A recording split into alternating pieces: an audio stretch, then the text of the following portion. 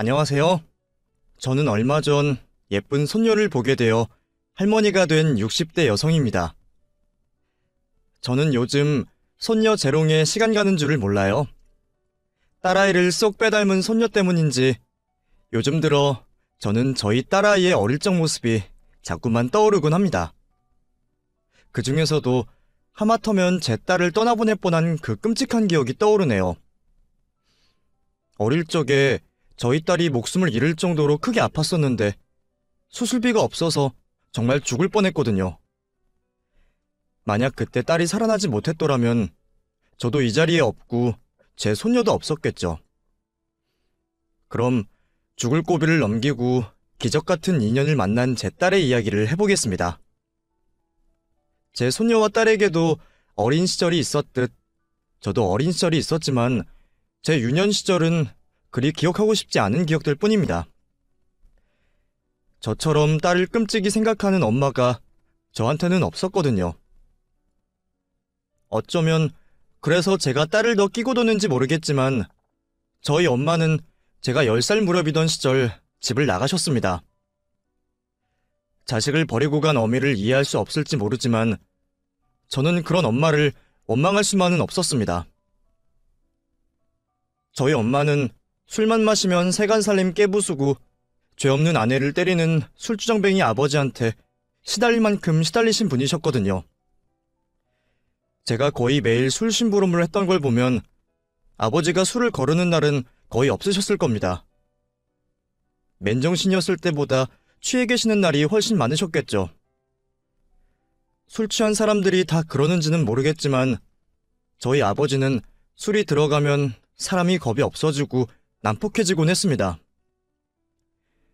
평소 밖에서는 밀린 임금 달라는 소리도 못하고 다니면서 꼭 집에서는 처자식 앞에 소리 지르고 윽박 지르며 집에는 늘 큰 소리가 나곤 했습니다.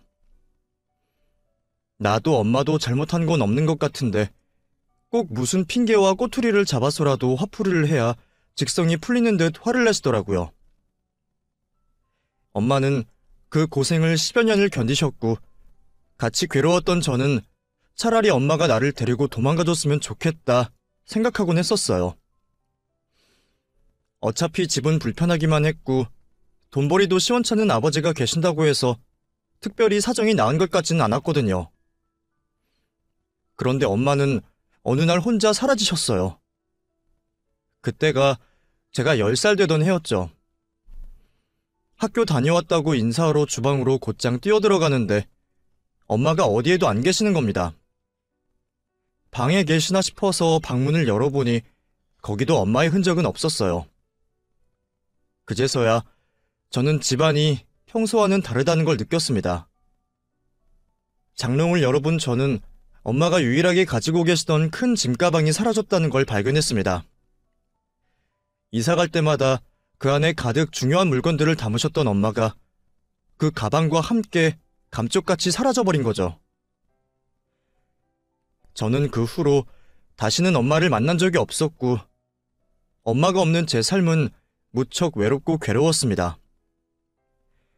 아버지는 엄마가 도망을 간 이후 더 자주 술을 드셨고 가끔씩은 아줌마들을 집에 데려오곤 하셨어요. 무서운 아버지랑 단둘이 있는 것도 싫었지만 집에 모르는 사람이 들어오는 것도 달갑지 않았죠. 아무리 생각해도 어린아이가 자라기에는 좋지 않은 환경임이 분명하네요. 그래서 저는 늘 하루빨리 나이가 들고 싶었습니다. 내 몸 하나 건사할 수 있는 나이가 되면 언제라도 그 집을 벗어나서 새 삶을 살고 행복해지고 싶었거든요. 하지만 집을 벗어났다고 해서 쉽게 행복이 찾아오는 건 아니었어요. 아버지를 벗어났지만 세상은 녹록지 않더라고요. 무턱대고 집을 나왔지만 그 나이 여자애가 갈 만한 곳은 그리 많지 않았습니다. 그래서 저는 18살 나이에 공장에 개꽁으로 취직을 하게 되었어요. 그때는 여자들이 많이들 공장에서 미싱을 돌리던 시절이었거든요. 그래서 저도 아는 언니 따라 서울로 상경해 공장에 취직을 하게 되었습니다. 그 당시 저희 같은 사람들을 공순이라고 불렀는데 지금이야 그러려니 하지만 그때는 공순이라는 말이 정말 듣기 싫었어요. 그래도 그 공순이들이 있기에 대한민국 산업이 부강하는 거라며 저는 나름의 자부심을 가지고 일을 했습니다. 그렇게 저는 공순이 생활을 오래 했어요. 18살 꽃띠 나이에 처음으로 미싱을 잡고 저의 20대 시절이 모두 공장에 남아 있었죠. 일하면서 받은 월급은 얼마 되지 않지만 저는 그 돈을 아끼며 차곡차곡 모았습니다. 먹고 싶은 것 안 먹고 사고 싶은 것 안 사면서 무조건 저축하기가 쉽지는 않았어요. 시골에서만 살다가 처음으로 도시 풍경을 본 탓에 나도 극장 구경 가고 싶고 다방도 가보고 싶었지만 그때는 어떻게든 허리띠 졸라매고 참았습니다. 그렇게 모은 돈으로 이루고 싶은 꿈이 있었거든요. 제가 바란 건 그리 큰 꿈은 아니었어요. 그냥 좋은 남자 만나서 서로 힘 합쳐서 결혼해 예쁜 가정을 꾸리는 것. 그게 제가 바라던 유일한 것이었습니다. 부모님 두 분 다 살아계시니 고아는 아닌데 차라리 고아가 낫겠다 싶을 정도로 외롭게 지냈으니 어른이 되면 내 힘으로 내 가정을 꾸리고 싶었거든요. 돈도 그래서 아등바등 모았던 거죠. 그때는 저도 꿈만 야무졌는지 결혼할 만한 남자를 찾는 건 쉽지 않았습니다. 제가 제일 기피하던 사람이 저희 아버지 같은 사람이었는데 세상 남자들은 죄다 저희 아버지 같더라고요. 어쩜 그렇게들 술, 담배를 좋아하는지 일단 술 마신다고 하면 퇴짜를 놓다 보니 만날 남자가 별로 없었죠. 그러다 만난 게 제 남편이었습니다. 제가 원하는 남자 조건을 알고 있던 지인 하나가 술을 절대 안 마시는 남자라며 소개를 해줬거든요. 술을 안 마셔서 그런지 맑은 얼굴에 쑥스러운 듯 제 눈을 잘 마주치지 못하는 남자가 무척 순수하고 귀여워 보였습니다. 보통 남자는 남자다워야 한다며 허세 있는 남자들이 많은데 저는 그런 게 정말 싫었어요.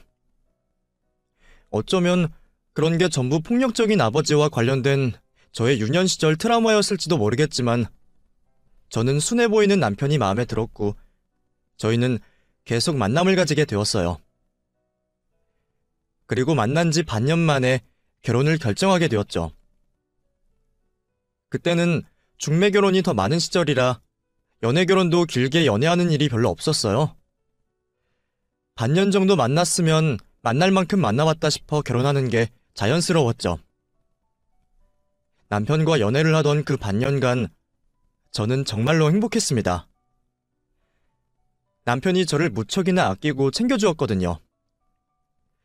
평생 살면서 나한테 그렇게 해주는 사람이 아무도 없었는데 갑자기 공주 대접을 받으려니 사람 마음이 어떻겠나요?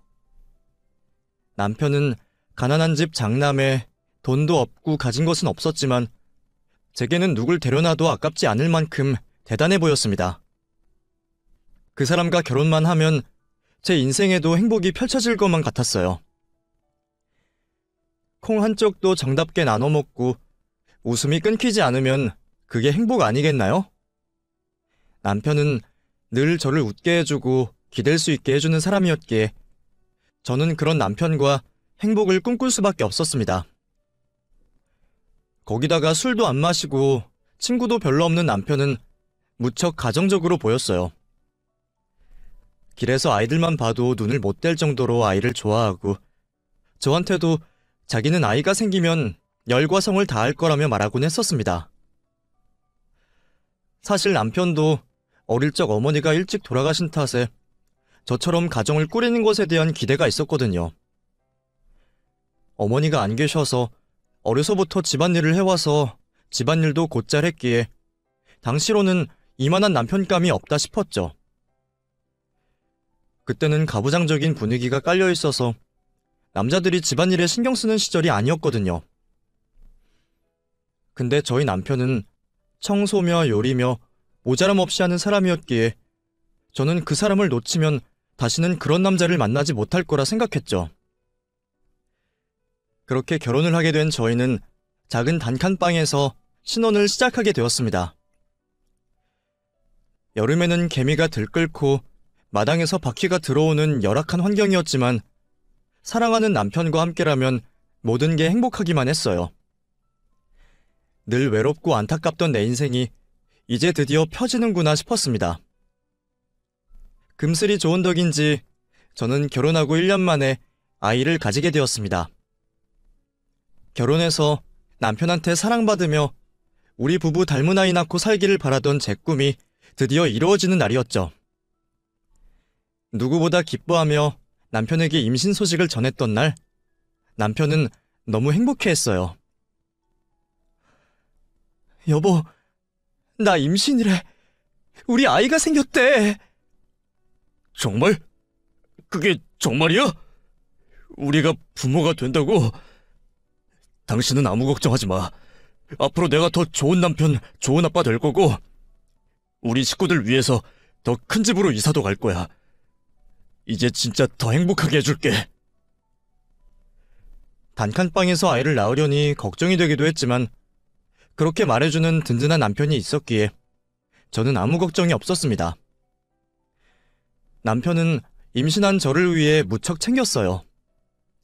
먹고 싶다면 나가서 사오고 다리 아프다고 하면 하루 종일 주물러주고 자기도 밖에서 일하고 들어와서 힘들 텐데 저랑 아이 생각한다고 그러는 걸 보면 다시 한번 내가 결혼을 잘했구나 싶은 거죠. 덕분에 저는 호의호식하며 임신 기간을 잘 견딜 수 있었습니다. 문득 몸조리해줄 친정엄마가 없어서 어쩌나 싶은 걱정이 있었지만 나한테는 남부럽지 않은 남편이 있으니 아무것도 두렵지 않았어요. 그리고 저는 딸을 낳았습니다. 남자들은 원래들 좀 그런지 저희 남편도 은근히 자기 닮은 아들이기를 바랬지만 저는 절 닮은 제 딸이 참 예뻤습니다. 내가 내 품으로 저런 걸 낳았다고 생각하니 제 자신이 대견스러워지는 거죠. 어찌나 예쁘고 귀엽던지 저는 그날 아이를 처음 본 순간부터 사랑에 빠지고 말았습니다. 아마 앞으로 남편보다도 나보다도 사랑하게 될 거라는 확신이 들더라고요. 그렇게 딸아이를 금지옥엽 키워가던 어느 날 제가 누구보다 소중하게 생각하는 제 딸이 갑자기 병을 얻고 말았습니다. 딸이 7살 되던 해의 일이었어요. 몇 날 며칠 고열을 앓기에 해열제를 먹여도 도통 듣지를 않아서 병원에 찾아갔더니 제 딸에게 병이 있다더라고요. 당장 입원을 해야 한다는 말에 저는 그 길로 곧장 아이와 병원 신세를 지게 되었습니다. 잘하면 수술까지 해야 할지 모르는데 당장은 아이 상태가 너무 나빠서 수술은커녕 검사도 제대로 받을 수가 없었어요. 저는 청천벽력 같은 소식을 곧바로 남편에게 전했고 시간 나면 병원에 온다던 남편은 그 후로도 소식이 없었습니다. 이상하다 생각했지만 그때는 저도 딸애 때문에 정신이 아주 나가 있어서 남편을 신경 쓸 겨를이 없었어요. 그래도 애 아빠가 애가 아픈데 안 오냐 싶어서 몇 번이고 전화를 걸어봤지만 그때마다 남편은 받지를 않고 어쩌다 통화가 연결이 되면 회사가 바쁘다는 말만 하더라고요. 그래도 애가 아픈데 어떻게 그래? 당신 애 아빠 맞아? 그러니까 회사에 있는 거 아니야. 애 아프면 병원비 누가 내? 집에 돈 버는 사람은 나 하나인데 그럼 나까지 병원에 붙어서 아무것도 하지 마? 아니 그래도 시간 내서 좀 오지. 주희가 아빠 기다리잖아. 나도 시간 나면 갈 테니까 그때까지 애는 당신이 좀 챙겨. 그때 이상한 낌새를 눈치챘어야 하는 건데 그때는 저도 정말 남편이 회사 일로 바쁜 줄만 알았습니다. 그 사이 저는 제대로 먹지도 못하고 자꾸만 토하고 아픈 아이를 챙긴다고 정신이 없었어요. 혼자 부모 노릇하랴 간병인 노릇하랴 하다 보니 하루 종일 눈 붙일 시간도 없이 바빴거든요. 그러는 사이에도 남편은 병원에 한 번을 오지 않았습니다. 온다 온다 말만 하고 언제 오려고 그러는지 저는 그제서야 뭔가 이상한 상황을 눈치챌 수밖에 없었죠. 그런데 그때는 이미 늦은 상태였어요. 제가 남편을 의심하며 기어이 화를 내고 따져 묻자 남편은 냅다 이혼을 하자 하더라고요. 당신 정말 뭐야? 애가 아픈데 어떻게 한 달 동안 한 번도 안 올 수가 있어? 당신은 주위 걱정이 되기나 해? 내가 지금 얼마나 지옥 같은 줄 알아? 주위 당장 수술이 급한데 상태가 너무 안 좋아서 수술도 못 받아. 이러다 주위 잘못되기라도 하면 어떻게 할 거야? 그걸 왜 나한테 물어?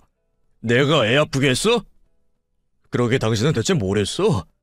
집에서 하루 종일 살림이 나는 여자가 뭘 했기에 애를 아프게 만드냐고? 그게 내 탓이야? 그럼 내 딸을 내가 아프게 하기라도 했다는 거야? 됐고, 나 이제 당신이랑 더 못 살겠어. 우리 이혼하자.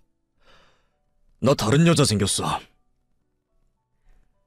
애가 아파서 사경을 헤매는 와중에 이혼하자고 하는 남편이 세상에 몇이나 될까요? 그런 쓰레기가 얼마나 있을지 모르겠지만 그런 쓰레기가 다름 아닌 제 남편이었습니다. 이미 진작부터 직장 동료와 바람을 피고 있던 남편은 아이가 아프자 저희가 자기들에게 짐이 된다 싶었던지 당당히 이혼을 요구하더라고요. 나 그 사람이랑 새 출발하고 싶어. 그러니까 우리 이혼하자. 어떻게 그래? 당신 눈엔 주의가 안 보여? 나한테는 그러더라도 당신 딸한테는 그러면 안 되잖아. 애가 아픈데 어떻게 다른 여자랑 살림 차린다는 소리를 해? 우리가 이혼 안 한다고 애가 낫는 것도 아니잖아. 이혼만 해주면 주위 병원비는 끝까지 책임질 테니까 그냥 이혼해줘. 안 그러면 주위 수술비 어떻게 될지 몰라. 당장 상태 좋아지면 수술해야 한다며. 그 사이에 애 살리고 싶으면 생각 잘해. 심지어 아픈 아이 수술비를 가지고 저한테 협박을 하더라고요. 순순히 이혼을 안 해주면 애 병원비를 안 주겠다고 말이죠. 그동안 생활비는 전부 남편이 관리하고 있던 탓에 제 수중에는 돈 한 푼 없었는데 그런 남편이 통장을 틀어주고 안 내놓겠다고 하면 저도 도리가 없었습니다. 소송을 쉽게 할 수 있는 것도 아니고 당시에는 남편 말을 듣는 수밖에 없었죠.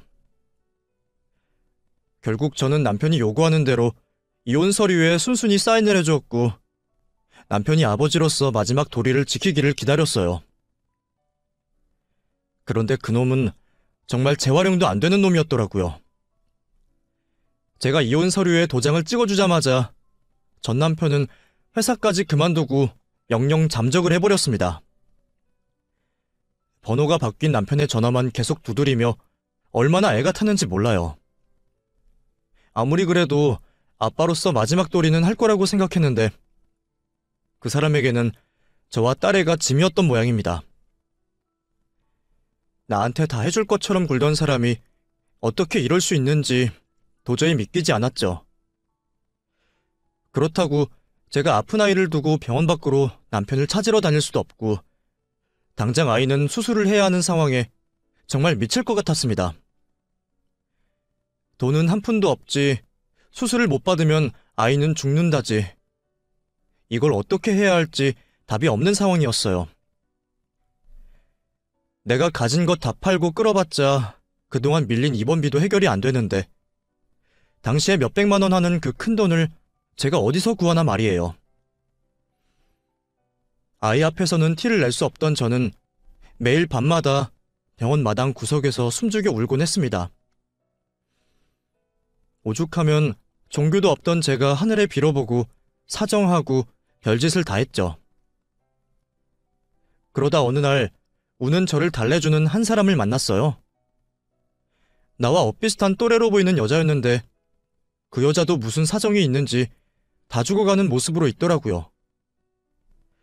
자기도 상황이 그리 좋아 보이지는 않는데 누가 누굴 걱정하는지 저한테 무슨 일이 있냐 묻는 물음에 저는 저도 모르게 제 기구한 사정을 털어놓았습니다.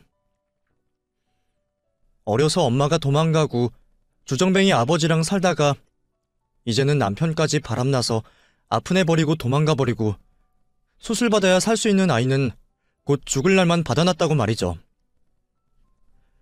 그 사람도 제 사정이 딱한지 저를 한참 토닥여 주었지만 그 사람도 제게 도움을 줄 수는 없었습니다. 그래도 누구한테 말을 하고 보니 마음은 좀 풀리더라고요. 하지만 제 마음이야 어떻든 무슨 상관이겠어요. 결국 수술을 받지 못한다면 제 딸은 죽을 목숨이기에 저는 제 딸을 지키지 못했다는 죄책감에 시달릴 수밖에 없었습니다. 아이가 수술을 못 받아서 죽는다면 결국 나도 죽어야 하는 거겠죠. 그 사이 수술 날짜는 다가오고 돈을 구하지 못했던 저는 아이와 함께 강물에 떨어질 결심까지 하고 말았습니다. 아이에게는 너무나 미안했지만 당시에는 정말 도리가 없었어요. 그런데 그때 누가 저희 딸의 병원비를 냈다는 소식을 듣게 되었습니다. 어머니, 주위 수술비 수납돼서 일주일 안에 바로 수술 들어갈 거예요. 예? 그게 무슨 말이에요? 누가 수술비를 냈다는 거예요? 모르셨어요? 주위 아시는 분이라고 어떤 여자분이 내고 가셨는데? 검정 옷을 입고 마르고 단발머리인 여자분이셨어요. 누군지 모르세요? 순간 저는 며칠 전 저의 한탄을 들어주었던 그 여자가 생각이 났습니다. 간호사가 설명하는 인상착의가 딱 그 사람이었거든요. 하지만 저는 그분이 누군지 알 수가 없었습니다. 큰돈을 건네면서도 누군지 밝히지도 않고 가는 바람에 저는 그분의 이름 석자도 알 수 없었죠. 그날 처음 본 나를 왜 도와줬는지, 이런 큰돈을 어떻게 그냥 주고 가시는지, 저희 모녀를 도와주신 은인을 어떻게든 찾고 싶은 마음은 굴뚝 같았지만 당시에는 아이를 살리는 게 우선이었던 탓에 신경을 쓸 수가 없었습니다. 그렇게 그분 덕분에 저희 딸은 무사히 수술을 받을 수 있었고 수술은 아주 잘 되어서 건강을 회복할 수 있었어요. 정말 죽기까지 결심했던 제게 이런 기적이 찾아온다니 저는 저를 도와주신 그분이 혹시 천사는 아닐까 싶었습니다. 정말 천사 얘기라도 한 건지 찾으려고 노력을 해보고 한참 병원을 뒤졌지만 끝내 그분을 찾을 수는 없었죠. 제 딸을 살려주신 은인에게 은혜를 갚고 싶었지만 만날 수 없었던 저는 그 후로 마음가짐을 달리했습니다. 내가 생전 처음 본 누군가에게 도움을 얻었던 것처럼 나도 누군가에게 도움을 주겠다고 말이에요. 그러려면 능력이 되어야 한다는 생각에 저는 정말 열심히 살았습니다. 남편에게 버림받고 혼자 딸 키우면서 이미 악다구니가 차 있었지만 다른 사람에게도 베풀어야겠다는 생각에 남들보다 2배로 열심히 살았던 것 같아요. 그렇게 한 달 벌어서 한 달 살면서도 아끼고 아낀 돈을 어려운 사람들에게 나눴고 없는 상황에서도 저는 저보다 어려운 사람을 도우려 노력했습니다. 남을 도우면서 살다 보니 복이 따라오는 건지 좌판에서부터 시작한 액세서리 장사가 점점 잘 되기 시작하면서 저는 어느새 가게를 차리고 몇 년 뒤에는 그 가게로 체인까지 내게 되었습니다. 처음에는 나 같은 사람들에게 기회를 주고 싶어서 시작한 체인 사업이었는데 하다 보니 돈은 저절로 따라붙게 되더라고요. 덕분에 저는 하나뿐인 제 딸을 어렵지 않게 키울 수 있었습니다. 딸이 아픈 뒤로는 딸만 보고 살았던 저라서 제 자식에게는 정말 다 해주고만 싶었는데 말이에요. 어떻게든 우리를 버린 전 남편보다 잘 살아야지 싶었는데 참 다행이었죠. 그렇게 키운 딸은 제 바람대로 좋은 대학 나와서 대기업에 취직까지 했습니다. 7살 무렵 아파서 죽을 뻔했던 그 시절을 생각한다면 딸이 건강하게 자라준 것만으로도 고마운데 그만큼 자랑스럽게 자라주니 저도 더 이상은 바랄 게 없다 싶었어요. 아직 20대 한창 나이이니 자기 인생 즐길 만큼 즐기다가 좋은 사람 만나서 결혼하면 되겠다 싶었죠. 아니, 사실 결혼을 안 하겠다고 해도 괜찮을 것 같았어요. 제가 워낙 전 남편에게 호되게 당한 탓인지 세상에 믿을 만한 놈 없다 싶었거든요. 더군다나 요즘은 이혼율도 워낙 높다는데 그래서 내 딸도 나랑 비슷한 아픔을 겪느니 차라리 혼자 즐기는 게 낫다 싶었죠. 그런데 그런 딸이 너무 이른 나이에 결혼을 하고 싶다면서 집에 남자친구를 데려온다는 겁니다. 그동안 애인은 없냐, 연애는 어떻냐 물어봐도 남자친구도 없다면서 딱 잡아떼더니 언제 저 몰래 남자친구를 만들어서 사귀고 있었나 싶어 충격이었어요. 심지어 엄마는 하나뿐인 딸이 연애를 하는지도 모르는 동안 자기는 결혼까지 생각했다니 말이죠. 이걸 웃어야 하나 울어야 하나 모르겠는데 그 와중에도 저는 걱정부터 앞섰습니다. 옛말에 딸들은 아빠 닮은 남자를 만난다는데 설마 우리 딸이 그런 이상한 놈을 만날까 싶어서 말이에요. 저희 딸도 아빠 없이 자란 탓에 혹시 옛날의 나처럼 일찍 가정을 꾸리고 싶은 마음에 웬 놈에게 콩깍지가 씌인 건 아닐까 싶었습니다. 저도 그 나이에는 불우한 가정 환경 탓에 불안정했던 제 삶이 결혼으로 달라질 거라 생각했거든요.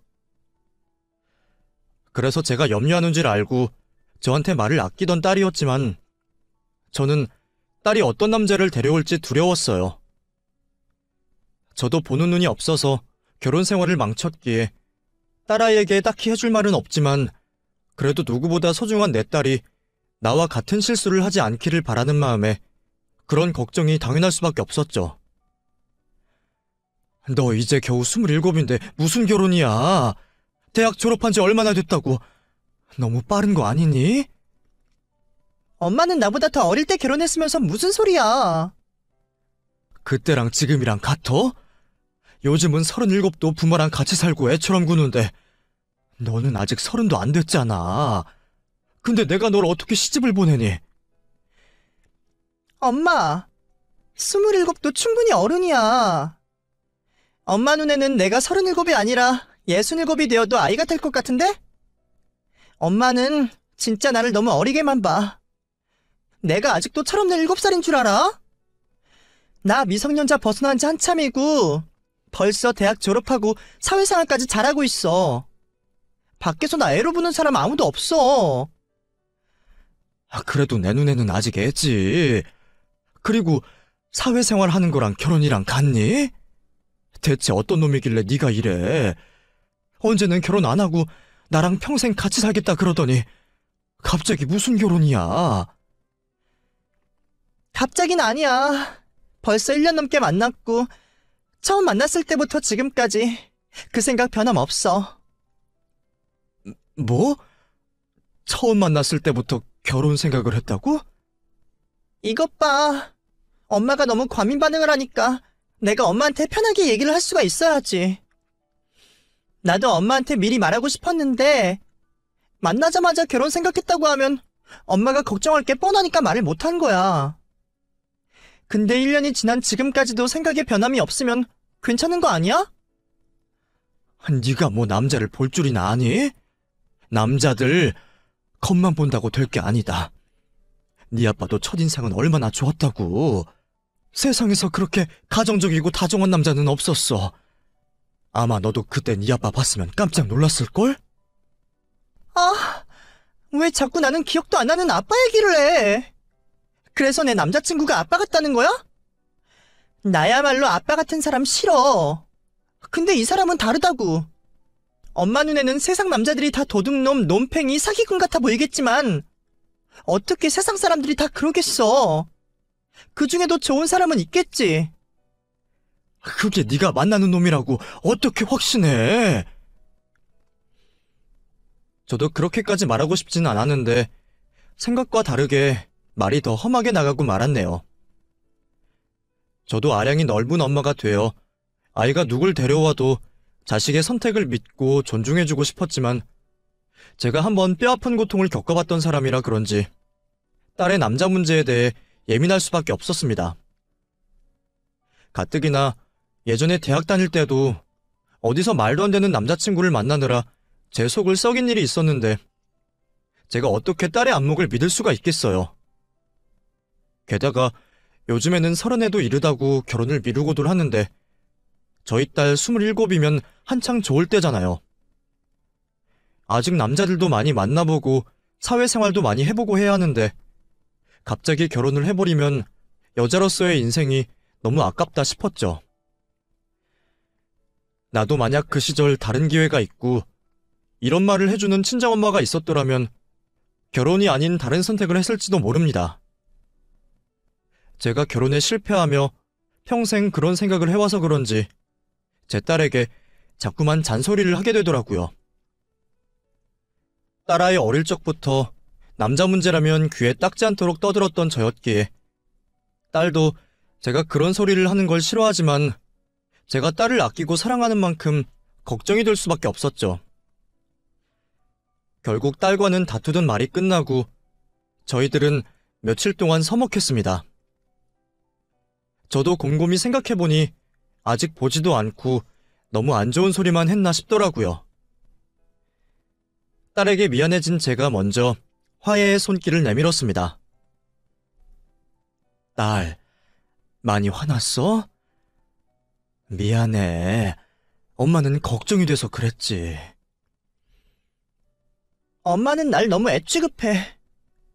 그런 게 오히려 자식 망치는 거야. 알아? 그래. 엄마가 나이 들수록 더 걱정만 늘어서 그래. 엄마가 미안해. 그러니까 화 풀고 남자친구 데리고 와봐. 결혼도 얼굴 봐야 시키든지 말든지 하지. 엄마가 한번 봐보고 생각해 볼 테니까 데려와. 제가 먼저 남자친구를 데려오라고 말했더니 딸아이가 뛸 듯이 기뻐하더라고요. 사실 그때까지도 예비사위라는 생각보다는 딸애가 만나는 남자친구 한번 보겠다는 생각이었죠. 그런데 딸의 남자친구가 양복까지 갖춰 입고 꽃다발을 들고 온 겁니다. 안녕하십니까, 어머니? 저 주희랑 만나고 있는 김상원이라고 합니다. 긴장을 많이 했는지 기가 바짝 들어가서는 제 얼굴을 제대로 쳐다보지도 못하는데 순진해 보이는 그 모습이 왠지 제 전남편을 떠올리게 해서 기분이 썩 좋지는 않았죠. 그렇다고 저도 손님 대접을 소홀히 하진 않았습니다. 딸이랑 한번 싸워서 저도 딸의 눈치가 보였거든요. 그래서 오랜만에 제가 열심히 솜씨발이를 했습니다. 양장 피며 구절판이며 손 많이 가는 잔치 음식들을 한껏 차려주었죠. 딱히 사위 대접한다 생각했던 건 아니지만 어쨌거나 우리 집에 온 손님이니 손님 대접을 했던 거죠. 그래도 잔뜩 긴장하면서도 반찬 안 가리고 이것저것 잘 먹는 모습이 보기 나쁘지는 않았습니다.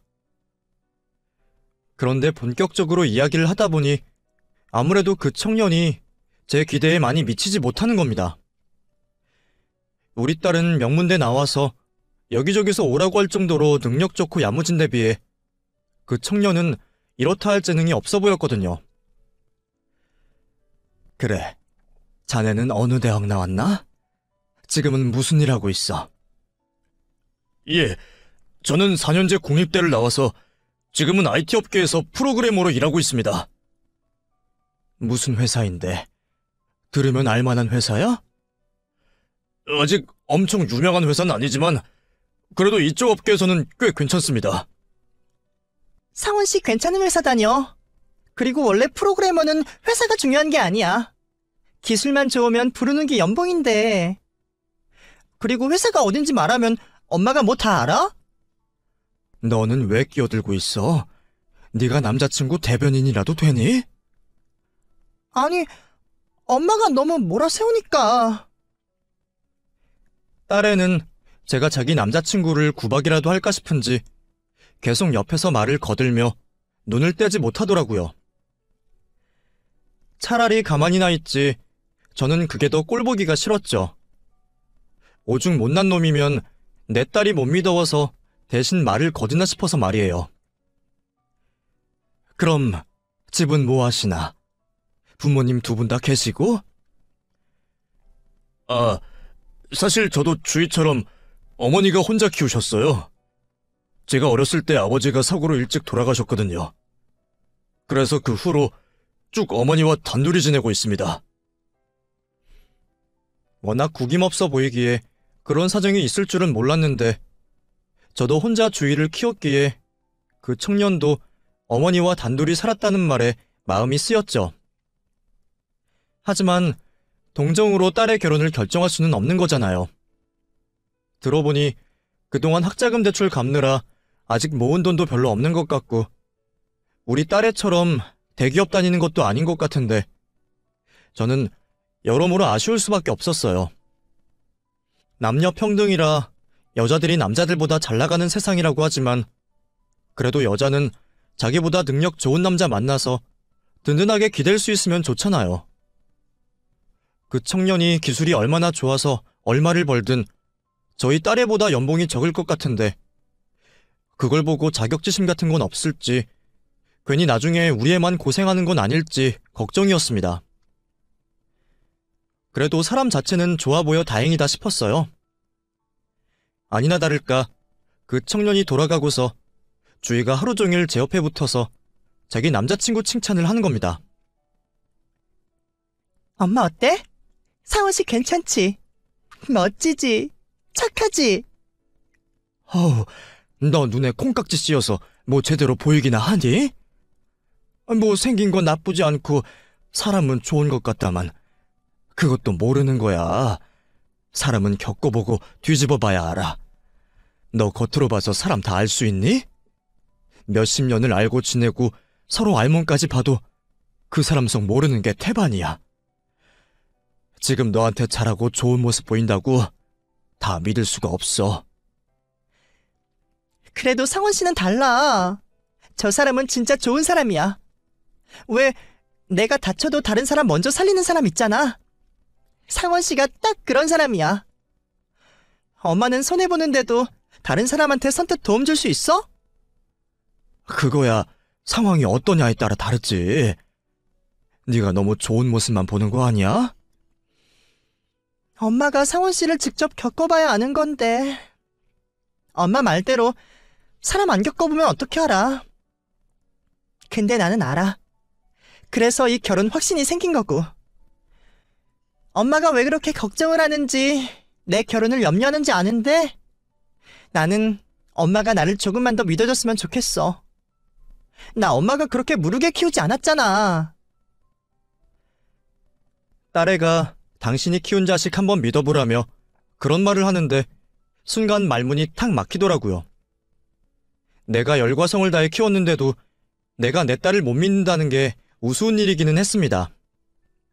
머리로는 그걸 알면서도 왜 매번 실행이 안 되는 건지 저도 답답해서 죽을 것 같았어요. 그럴 때마다 저는 차라리 딸애가 죽을 고비를 넘기지 않았더라면 미련이 좀 덜했을까 싶은 생각이 들곤 했습니다. 자식을 한번 잃을 뻔하고 나니 자꾸 염려가 되었거든요. 그래도 결국 고비를 이겨낸 건 제가 아니라 주희였죠. 저는 옆에서 있어줬을 뿐 한 건 별로 없었으니까요. 그래서 저는 딸의 말대로 딸애를 믿어보기로 했습니다. 어차피 나 닮은 딸의 고집이 꺾는다고 꺾일 것도 아니고 자기가 그렇게 확신하고 결혼을 하고 싶어 하는데 제가 말릴 수나 있을까 싶더라고요. 그래서 딸이 하고 싶은 대로 하게 두기로 했어요. 이러다가 정말 이혼을 하게 될지 100년애로 할지 어차피 아무도 모르는 건데 겁이나 내지 말자 싶었거든요. 나도 이혼했다고 인생 망한 것도 아니고 27살이면 자기 결정에 자기가 책임질 나이가 되었다 싶었죠. 그렇게 딸애도 그 집에 인사를 드리러 다녀오며 곧바로 상견례 날짜를 잡게 되었습니다. 그쪽이나 저나 둘 다 혼자라 그건 참 다행이다 싶었네요. 남편을 잃은 방식은 다르지만 둘 다 혼자인 게 비슷한 처지라 생각돼서 그런지 저는 왠지 만나기 전부터 사돈이 편하게 느껴졌습니다. 안녕하십니까. 저 주희 엄마입니다. 네, 안녕하세요. 상원이 엄마입니다. 만나뵙게 돼서 반갑습니다. 자식둔 엄마의 입장으로 인사를 나누고 보니 왠지 그 얼굴이 낯이 많이 익더라고요. 내가 편하게 느껴서 그런 건지 몰라도 꼭 어디선가 본 적이 있는 듯한 얼굴이었습니다. 근데 혹시 우리가 어디서 만난 적이 있나요? 분명 처음 뵙는 것 같은데 이상하게 낯이 익어서요. 글쎄요. 저는 오늘 처음 뵙는 것 같은데요. 저를 모른다는 사돈의 말에 저는 제가 착각을 한 거라 생각하고 말았습니다. 하기사 장사하면서 별별 손님 다 만났으니 누굴 봐도 닮았다 싶을 수 있겠다 생각했죠. 상견례가 시작되고 저희는 아이들 결혼에 대해 이야기를 나누었습니다. 결혼식은 언제쯤이 좋을지, 집은 어떻게 할지, 예물 예단은 어쩔지 정하고 같이 고민해야 할 게 너무 많더라고요. 각자 자식이 하나이다 보니 자식 결혼이 처음이라 사돈이나 저나 어려운 거 투성이었네요. 아휴, 참 애들 결혼시키는 것도 쉬운 일이 아니네요. 뭐 이렇게 정할 게 많은지. 저희 때는 그냥 반지 하나 나눠 끼고 말하는데 말이죠. 그러게요. 저도 자식 결혼이 처음이라 어렵네요. 그럼 우리 나머지는 애들끼리 정하라고 하고 편히 얘기나 합시다. 이러다가 밥 먹는 것도 얹히겠어요. 그럴까요? 그러고 보니 상원이 말로는 주희가 예전에 크게 아팠다고 그러던데 사돈이 고생 많으셨겠어요. 아휴, 그때 일이야 지금 다시 생각해도 끔찍하죠. 멀쩡하던 애가 갑자기 아파서 수술을 해야 한다고 하는데 그때 제가 하필 남편이랑 이혼을 해서 돈이 한 푼도 없었거든요. 어머나, 걱정이 많으셨겠네요. 아이가 아픈 것만으로도 마음이 찢어질 텐데. 그러니까 말이에요. 남편 놈은 저 자식 버리고 나물 나라 도망가 버리고 저 혼자 아픈 애 데리고 돈 벌러도 못 나가니 정말 미칠 것 같은 거죠. 게다가 제가 고아나 마찬가지라 어디 손 빌릴 곳이 하나도 없었어요. 이런 말 해도 될지 모르겠는데 그때는 정말 애랑 같이 죽어버릴까 싶더라고요. 어차피 수술 못 받으면 죽는다는데 애 죽으면 내가 살아서 뭐하나. 그냥 같이 죽어버려야지. 그런 마음이었죠. 그런데 그때 누가 우리의 수술비를 대신해 준 거예요. 기억으로는 내 또래 아이 엄마였는데 이름도 말 안 해주고 가더라고요. 혹시 그때 그 병원이 인천에 있는 건가요? 한 20년 전에요. 어머, 사돈이 그걸 어떻게 아세요? 세상에. 그러고 보니 아까 어디서 봤냐고 물으셨을 때 저도 긴가민가 했는데 아무래도 그거 제 얘기 같은데요? 예? 저희의 병원비 내주신 분이 사돈이시라고요? 사실 저희 남편이 죽은 지 딱 20년 되었거든요. 그때 남편이 갑작스럽게 사고로 떠나고서 장례 치르고 정신이 하나도 없었는데 그때 병원에서 울고 있던 아기 엄마를 봤었어요. 남편 죽은 나보다 서럽게 울길래 무슨 일인가 싶었더니 애가 수술 못 받으면 죽는데 병원비가 없다고 그러더라고요. 맞아요. 내가 그때 그분을 붙잡고 얘기를 했었어요. 돈이 없어서 애를 죽이게 생겼다고. 마침 저희 애랑 나이도 얼마 차이 안 나고 안타까워 보여서 마음이 쓰였어요. 근데 마침 저희 남편 앞으로 보험금이 얼마 나왔더라고요. 애초에 사망보험으로 넣은 게 아니라서 많지는 않지만 어린애 하나는 살릴 수 있는 돈이었죠. 그래서 제가 병원에 그 아이 수술비를 대신 냈어요. 괜히 신원을 밝히면 빚이라 생각해서 부담스러워하실까봐 익명으로 해서요. 저도 너무 오래돼서 아이 이름이 기억은 잘 안 나는데 지금 생각해보니 주의가 맞았던 것 같네요. 세상에. 오래전 이야기지만 제게는 너무 생생한 그날의 기억이었습니다. 그런데 그런 제 기억과 정확히 일치하는 사돈의 설명에 저는 온몸에 소름이 돋는 기분이었어요. 오래전 내 딸의 수술비를 대신 내주셔서 두 사람의 생명을 살리고 내가 남들에게 똑같이 베풀며 살게 해준 그 은인이 내 사돈 될 사람이라니. 어떻게 우리가 20년 만에 사돈지간으로 다시 만날 수가 있었을까요? 그 당시에는 통성명도 하지 못하고 감사하다는 인사도 제대로 드리지 못해서 평생 갚지 못한 은혜를 비처럼 여기며 살았는데 말이죠. 드라마에서도 없을 기막힌 인연에 저는 온몸이 떨렸습니다. 세상에, 그분이 사돈이셨군요. 그때 사돈이 아니었더라면 저나 제 딸은 지금 이 자리에 없었을 겁니다. 정말 죽음을 결심할 만큼 힘든 상황이었는데 아무도 도와주는 사람이 없던 상황에 저를 도와주는 사람이 있다니 저는 천사일 거라고만 생각했어요. 비루하게 고생만 하다 죽게 된 나를 가엾게 생각해서 하늘에서 마지막으로 기회를 주신 거라고 말이에요. 그게 아니면 믿을 길이 없었는데 그게 사돈이셨다니. 제가 이제 와서 뭐라고 감사를 드려야 할까요? 무슨 말로도 그 감사함을 표현할 수가 없기에 말 대신 눈물만 쏟아지더군요. 저야말로 감사하죠. 주희도 사돈도 살아주셔서 정말 감사합니다. 그때 제가 주희를 돕지 않았더라면 우리 상원이 좋은 인연이 없어질 뻔했네요. 어쩌면 정말로 하늘이 도와주신 걸지도 모르겠어요. 정말 그래요. 이건 그런 게 아니면 말이 안 되잖아요. 어떻게 이런 인연이... 그러게요. 지금 생각해보니 그때 저희 남편이 도와준 건 아닌가 싶네요. 자기는 떠났지만 남은 우리 상원이 좋은 사람 만나서 행복해지라고 말이에요.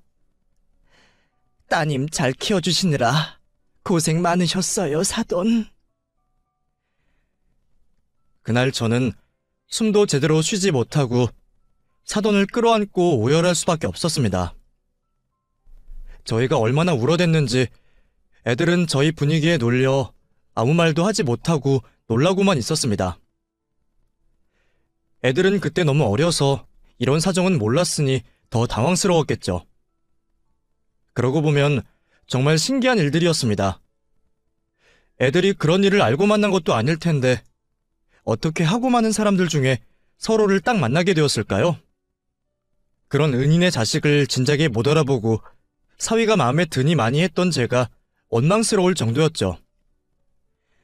저는 이 엄청난 기적을 그저 감사하며 받아들일 수밖에 없었습니다. 그 후로는 오히려 제가 애들 결혼을 시키고 싶어서 안달이었죠.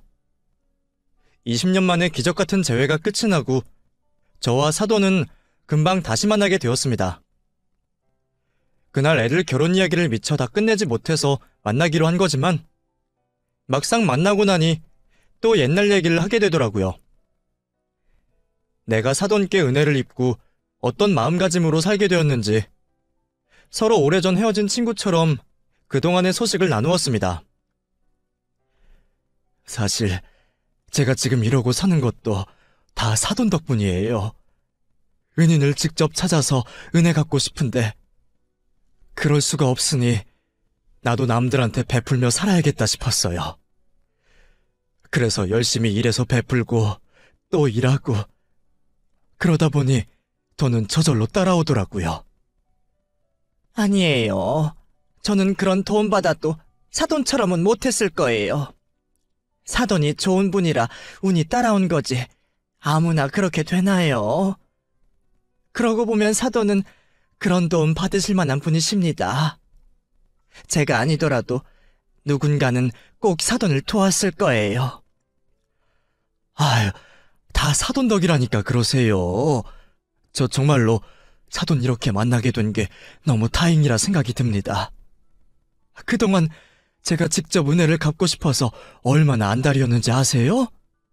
남들한테 베풀었던 것도 혹시 이러다 보면 내게 도움 주신 분께 도움이 돌아가지 않을까 싶어서 그랬던 거예요. 근데 이제 직접 뵙게 됐으니 앞으로 제가 남은 평생 은혜 갚으면서 살겠습니다. 그날 후로 저와 사도는 둘도 없는 친구가 되었습니다. 정말로 20년 못 보고 살았던 친구처럼 남은 평생을 서로 의지하며 살기로 했죠. 그럴 일은 없겠지만 혹시 애들이 이혼을 하더라도 우리는 헤어지지 말자고 약속까지 하고 말이에요. 아마 저희 때문이라도 애들이 쉽게 헤어지지는 못할 겁니다. 사위를 보면 그럴 걱정이 없기도 하고요. 딸아이 말처럼 사위는 요즘 보기 드물 정도로 좋은 청년이었습니다. 하긴 그 어머니 밑에 낳은 자식이라면 당연히 그럴 수밖에 없겠죠. 그래서 저도 이제는 사위를 제 아들처럼 생각하고 있어요. 이제는 딸보다도 사위랑 자주 만나서 오히려 딸이 질투를 할 정도네요. 내가 제일 아끼는 그 아이들이 이제는 아이까지 낳고 저희도 할머니가 되었네요. 아이를 본다는 핑계로 저와 사도는 요즘도 매일같이 만나고 있습니다. 그리고 나중에 몸이 불편해지면 같이 실버타운에 들어가기로 했어요. 물론 돈은 제가 내기로 하고요. 생명의 은인에게 그 정도는 해야 하는데 제가 이러려고 돈을 벌었구나 싶더라고요. 그럼 앞으로 제 인생이 얼마나 남았을지는 모르지만 제가 세상을 떠나는 그날까지 저는 은혜를 갚으며 살아가겠습니다. 여러분들도 언제 어디서 귀한 인연을 만날지 모르니 늘 좋은 마음을 품고 살아가시길 바랍니다. 감사합니다.